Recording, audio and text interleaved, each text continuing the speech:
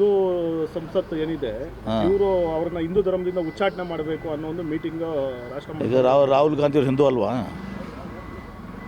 ಯಾರು ಇದು ಸುಮ್ಮನೆ ರಾಜಕೀಯವಾಗಿ ಇದು ಮಾಡುವಂಥದ್ದು, ಇದಕ್ಕೆ ಯಾವುದೇ ಬೆಲೆ ಇಲ್ಲ. ರಾಹುಲ್ ಗಾಂಧಿಯವ್ರಿಗೂ ಕೂಡ ಇವತ್ತೊಂದು ದಿವಸ ಹಿಂದುತ್ವ ಬಗ್ಗೆ, ಹಿಂದೂಗಳ ಬಗ್ಗೆ ಅಪಾರವಾದಂಥ ಗೌರವ ಇದೆ. ಎಲ್ಲ ದೇವಸ್ಥಾನಗಳಿಗೆ ಅವರಾಗಲಿ, ಪ್ರಿಯಾಂಕಾ ಗಾಂಧಿ ಅವರಾಗಲಿ, ಎಲ್ಲೇ ಹೋದರೂ ಕೂಡ ಕಾಶಿ ಹಿಡ್ಕೊಂಡು ಎಲ್ಲನೂ ಕೂಡ ಇವತ್ತೊಂದು ದಿವಸ ಅವರು ದೇವಸ್ಥಾನಕ್ಕೆ ಹೋಗ್ತಾರೆ. ಇದನ್ನು ಪಬ್ಲಿಕ್ಕಾಗಿ ತೋರಿಸ್ಕೊಳ್ಳೋದಂತಿರ್ತದ. ಕೆಲವೊಬ್ಬರು ಒಂದು ಪಬ್ಲಿಕ್ಕಾಗಿ ತೋರಿಸ್ಕೊಳ್ಳೋಕ್ಕೆ ಮಾಡ್ತಾರೆ. ಹೀಗಾಗಿ ಯಾವ ಧಾರ್ಮಿಕ ಪರಿಷತ್ಗೆ ಯಾವುದೂ ಬೆಲೆ ಇಲ್ಲ ಇದಕ್ಕೆ.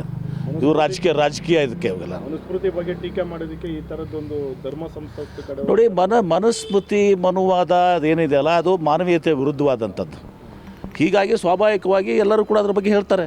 ಈಗ ಅಣ್ಣ ಬಸವಣ್ಣವರು, ಏನು ವಿಶ್ವಗುರು ಬಸವಣ್ಣವರು, ನಮ್ಮ ರಾಜ್ಯದ ಸಾಂಸ್ಕೃತಿಕ ನಾಯಕ, ಇವತ್ತು ಅವರು ಶ್ರೇಷ್ಠ ಬ್ರಾಹ್ಮಣರವರು. ಮೂಲತಃ ಅವರು ಕೆಲವೊಂದು ಅನಿಷ್ಟ ಪದ್ಧತಿಗಳನ್ನ ತೆಗೆದವು, ಮೂಢನಂಬಿಕೆಗಳ ಬಗ್ಗೆ ಇವತ್ತು ಅಲ್ಲಿರುವಂಥ ಹಿಂದೂ ಧರ್ಮದಲ್ಲಿರುವಂಥ ಕೆಲವೊಂದು ಮೂಢನಂಬಿಕೆಗಳು, ಅನಿಷ್ಟ ಪದ್ಧತಿ ಬಗ್ಗೆ ಹೋರಾಡಿದಂಥವ್ರು. ಸಾಮಾಜಿಕ ನ್ಯಾಯವನ್ನು ಕೊಡಿಸ್ಬೇಕು, ಸಮಾನತೆಯನ್ನು ಕೊಡಿಸ್ಬೇಕು, ಮೂಢನಂಬಿಕೆಗಳು ಹೋಗಬೇಕು, ಅನಿಷ್ಟ ಪದ್ಧತಿಗಳು ಹೋಗಬೇಕು. ತಪ್ಪದು. ಮನುಸ್ಮೃತಿ ಮತ್ತು ಮನುವಾದಲ್ಲಿ ಏನು ತಪ್ಪುಗಳಿದಾವೆ ಅದನ್ನು ತಿದ್ಕೊಳ್ಳುವಂಥದ್ದು, ಹೇಳುವಂಥದ್ದು ಎಲ್ಲರ ಧರ್ಮ, ಮಾನವೀಯ ಧರ್ಮ ಇರಬೇಕಲ್ಲ. ಇಲ್ಲಿ ಒಬ್ಬರ ಮೇಲೂ ಒಬ್ಬರು ಕೀಳನ್ನಕ್ಕಾಗ್ತದ, ಅಸ್ಪೃಶ್ಯತೆ ಅನ್ನಬೇಕಾಗ್ತದ, ಅನಿಷ್ಟ ಪದ್ಧತಿಗಳು ಇರೋಕ್ಕಾಗ್ತದೆ. ಇದಕ್ಕೆ ಬಸವಣ್ಣವರು ಇವತ್ತು ಸಹ ಸಿಡಿದದ್ದು, ಇವತ್ತು ಸಹ ಇವತ್ತು ಅನುಭವ ಮಂಟಪದ ಮೂಲಕ ಈ ಒಂದು ಪರಿಕಲ್ಪನೆಯನ್ನು ಕೊಟ್ಟಂಥವ್ರದ್ದು, ಲಿಂಗಾಯತ್ ಪರಿಕಲ್ಪನೆ ಕೊಟ್ಟಂಥವ್ರು.